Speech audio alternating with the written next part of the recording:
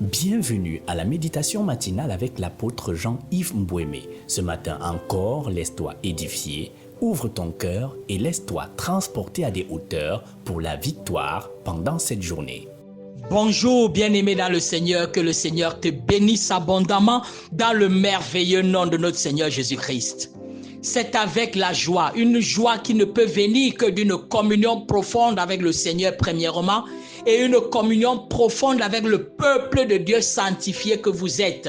Bien-aimés, je bénis encore le nom de l'Éternel ce matin qui nous accorde de nous retrouver sur cette plateforme d'élévation, cette plateforme d'édification, cette plateforme de bâtissement et cette plateforme de délivrance qu'est MEMA, méditation matinale. Et je voudrais croire que ce matin, tu te lèves encore pour affronter et vaincre en tout point au nom de Jésus-Christ. Je suis content de retrouver chacun d'entre vous sur cette plateforme que le Seigneur nous a donnée, MEMA, méditation matinale.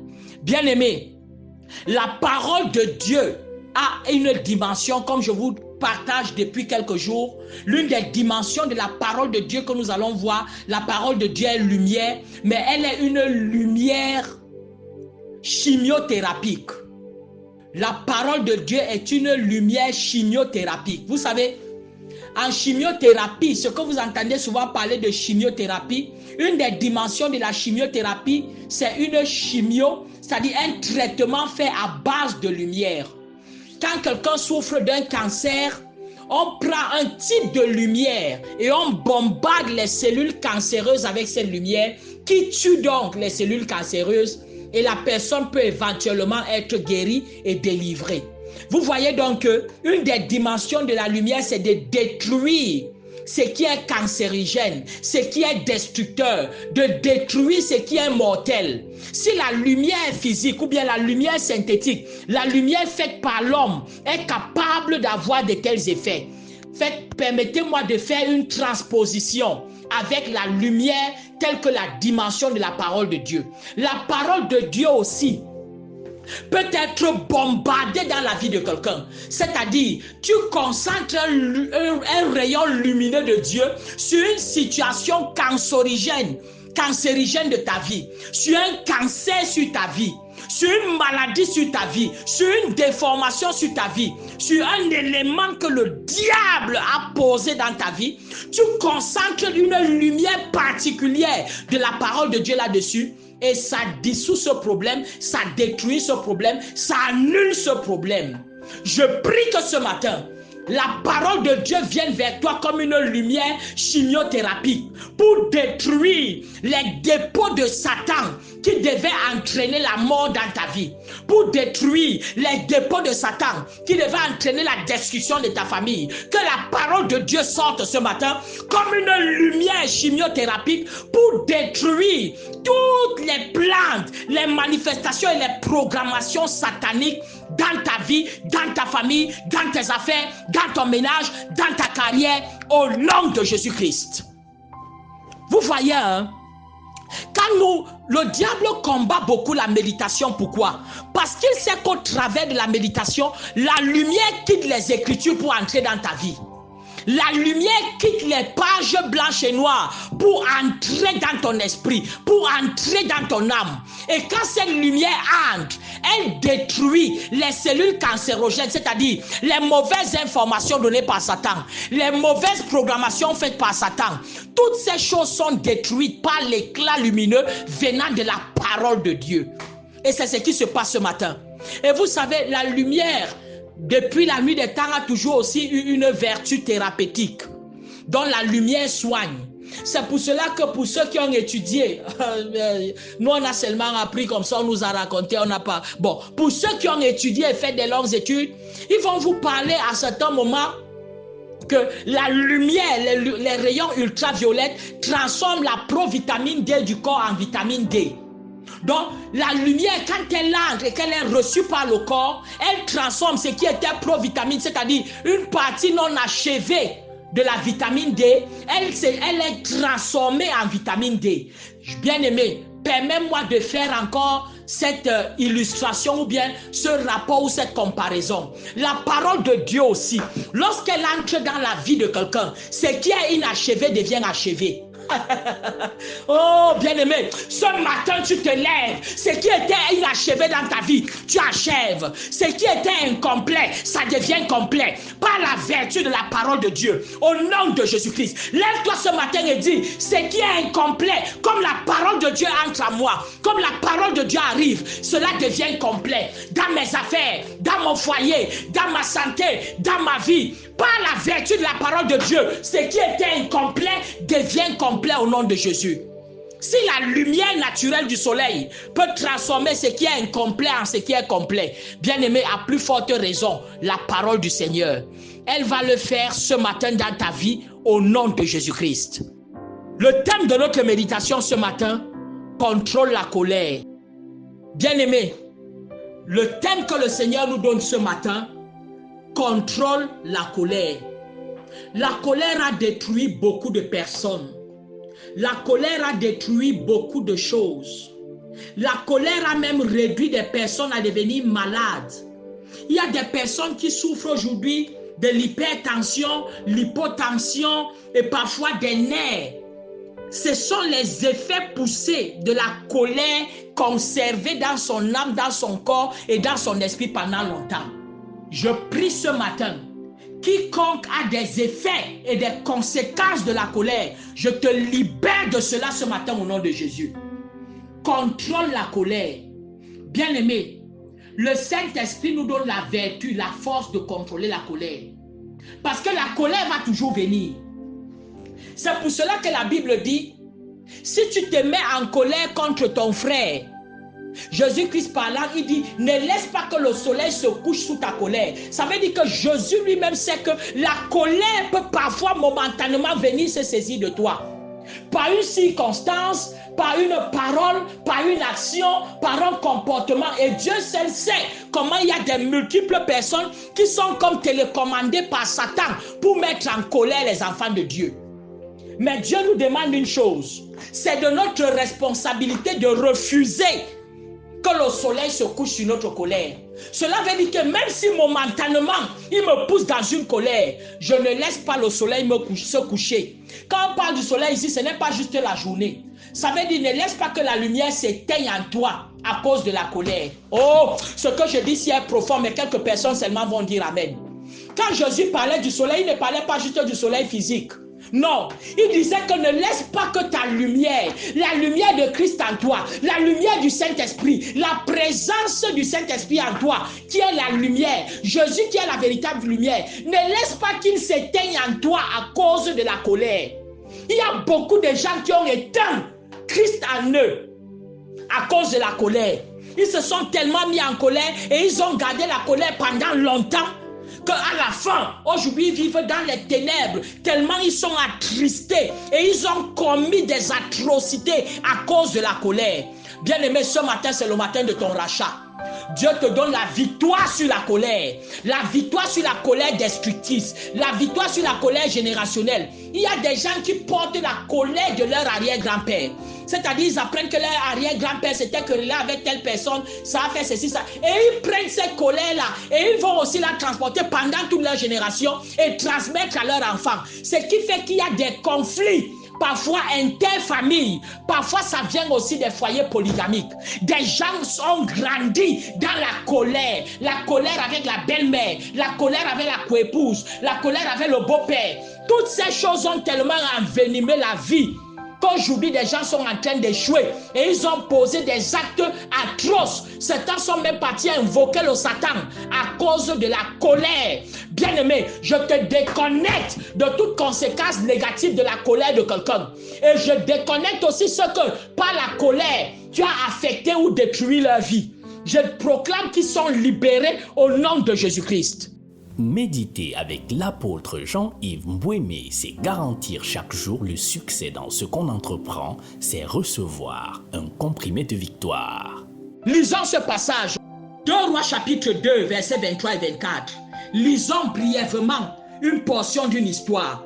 2 Rois chapitre 2, versets 23-24.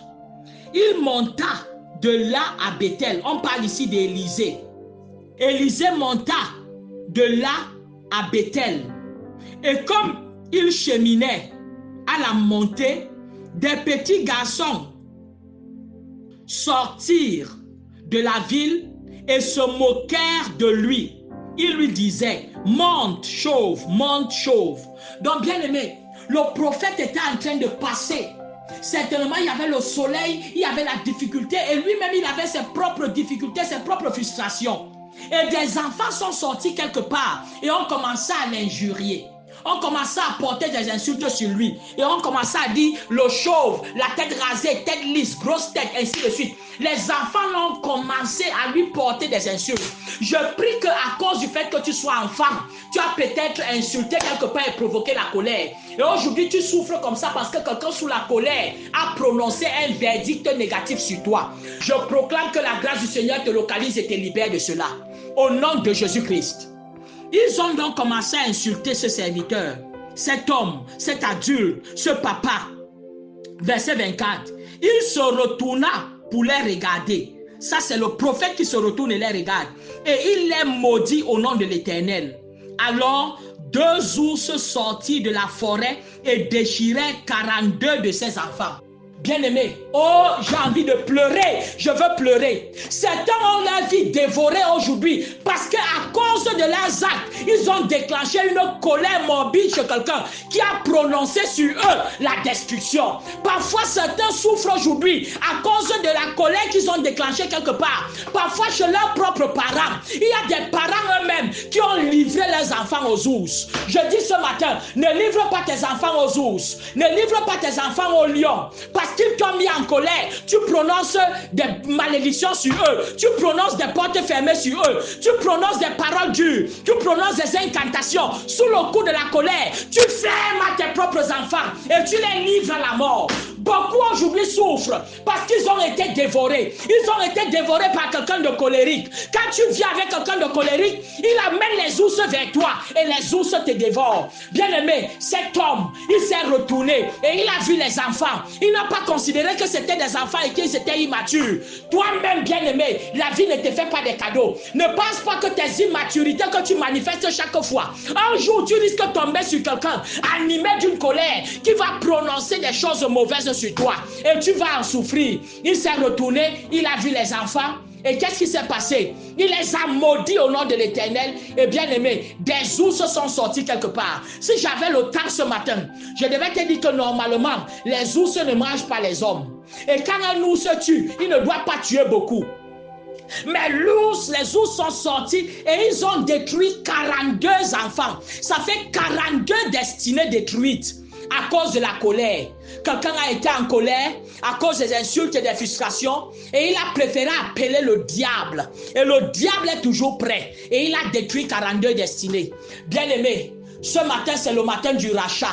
Quel que soit celui qui est sous ma voix et qui est en train de souffrir à cause de ce que tu as fait dans ton immaturité et qui a entraîné la colère et des paroles et des actions. Certains on a amené leur nom sur des hôtels bizarres. Certains on a amené leur nom pour attacher quelque part. Certains c'est leurs chaussures ou leurs habits qui ont disparu dans des concessions polygamiques. Dans la colère entre papa et maman, entre les parents. Un parent est parti prendre l'habit d'un autre enfant, l'enfant de la coépouse, et est parti enterrer ça quelque part, est parti mettre quelque part.